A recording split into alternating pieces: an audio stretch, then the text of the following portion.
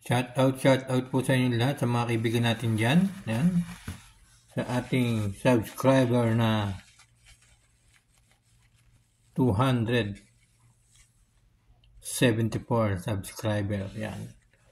Unang-una po lahat ay maraming salamat po sa inyo lahat. Yan, sa mga ating mga subscriber, 274. Yan. Thank you so much po sa inyo lahat. At sa lahat ng mga fans at mga viewers natin dyan. Yan. Maraming salamat. Meron lang po tayong baby dyan na konting real talk lang. Real talk. Yan, kasi meron ako napanood mga guys. Meron ako napanood ko yung video nila, video ni yung bagong upload ni Boy Tapang. Nakita ko kasi nakita ko na yung upload niya, unang-una ay sinama ni Boy Tapang si Cherry White. Sinama ni Boy Tapang si Cherry White na kunwari ay meron na silang pupuntahan. Pero iba yung pinuntahan. Iba yung ginawa kay Cherry White, di ba? Nakakatawa yung mga ganong mga bagay, no? Yung hindi mo alam na excited ka sa pupuntahan nyo, kung ano yung pupuntahan nyo, excited ka, pero ang gagawin lang sa'yo ay magbibit ka ng washing machine, di ba? Tama po ba yung mga guys, yung pagbibit-bitin mo yung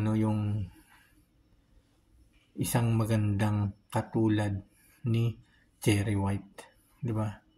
Tapos nakashort pa siya. Kung mapapanood yung mga guys, yung bagong upload ni Boy Tapang na sinama niya si Cherry White, nagmotor. Tapos may pupuntahan sila, pero ang ginawa pala nila, ang pinuntahan po nila ay yung manghihiram lang sila ng washing machine. Pero hindi alam na ni Cherry White yun. Hindi alam ni Cherry White na ganun yung gagawin nila. Di ba? Parang pangit yung ganun, di ba? Parang pangit yung ganung mga ginawa na pagbubuhatin mo na isang magandang babae, si Cherry White. Tapos naka-short. Diba? Hindi niya iniisip ni Boy Tapang na maaaring magkasugat si Cherry White, diba? Magkaroon gas yung kanyang hita, diba? Kanyang hita magkaroon ng gas o mahulog sa motor kasi bit ni Cherry White. Mabigat din yung mabigat din yung washing machine, diba? Kaya hindi basta-basta yung gano'n na magbubuhatin mo yung isang magandang babae na katulad ni Cherry White, magbubuhat ng washing machine, di ba? Medyo nakaka-distract yun sa isang babae kapag ginawa mo yun. Yan. Kapag ginawa yun ng isang lalaki, nakaka-distract din yun sa paningin ng mga babae na pagbubuhatin mo ng isang mabigat na washing machine, si Cherry White, isang magandang babae na si Cherry White, pagbubuhatin, di ba?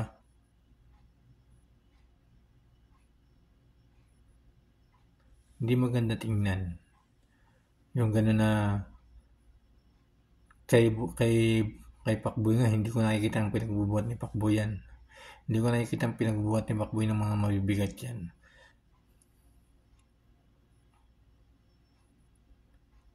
Hindi ko nakikita kasi lagi ako nanonood ng mga video ng mga bagong upload ni Pacboy, ni Asian Pacboy.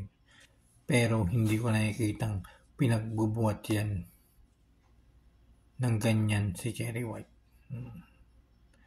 Kaya parang nakaka-distract na kasi sabi sabi ni Cherry White nung nag-post si Boy Tapang, yung pinost ni Boy Tapang yung video na yon, ang sabi niya,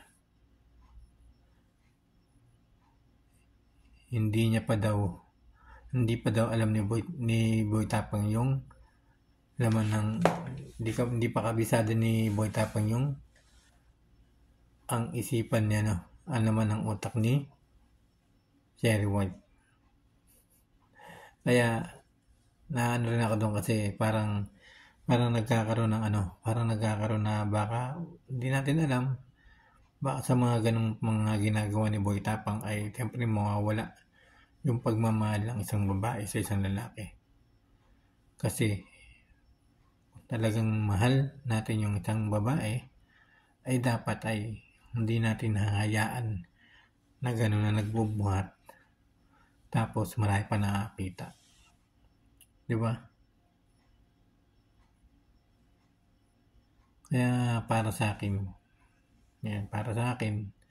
talagang hindi ka aya-aya yung mga ganung bagay na pagbubuhatin mo yung magiging kabiyak mo, yung magiging girlfriend mo, yung magiging kasama mo sa buhay, pagbubuhatin mo ng washing machine. Para sa akin, hindi maganda yun. Para sa akin, hindi maganda. Kasi dapat, kung mahal mo ang isang babae, hindi mo gagawin yun. Hindi mo hayang mapahiya siya sa mga maraming tao. Sabihin na natin na ginagawa yun dahil content nila. Pero hindi dapat ganun na Hindi dapat ganun. Kailangan, kung mahal ni Boy Tapang si Cherry White, kung seryoso sa kay Cherry White, hindi niya gagawin yung pagbubuhatin niya ng washing machine na nakasakay pa sa isang motor. Diba? Delikado kasi yun pag bumagsak yun. Diba? Kawawa naman si Cherry White. Kawawa si Cherry White kung mga ginagawa ni Boy Tapang. Diba? Siyempre, nakakaano yun. Nakaka-distract sa isang lalaki. Yung mga ganung bagay. Kaya naisip ko si kay Asian Fuckboy nga, hindi niya nagawa yun.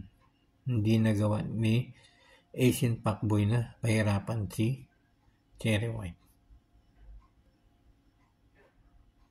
Kasi alam ko mahal na mahal ni Fuckboy si Cherry White.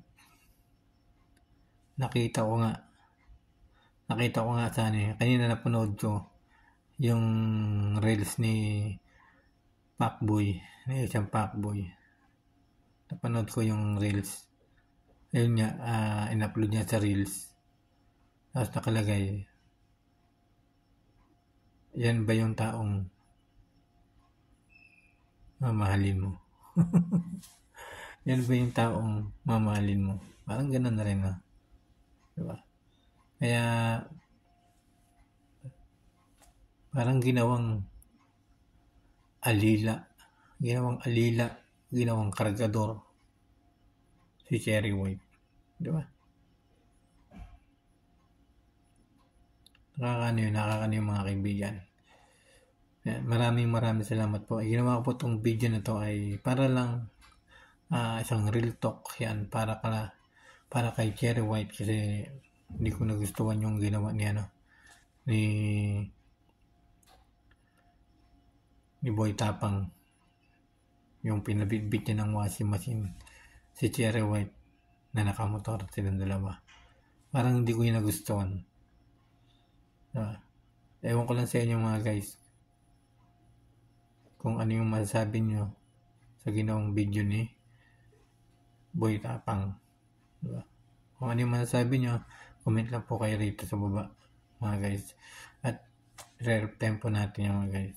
Talagang naawa ako kay Cherry White kasi ginawa siyang alila, diba? Ginawa siyang parang ganun rin, alila. Ginawa siyang kargador. Ito lang mga guys, bye-bye po sa inyo lahat. Thank you so much everyone.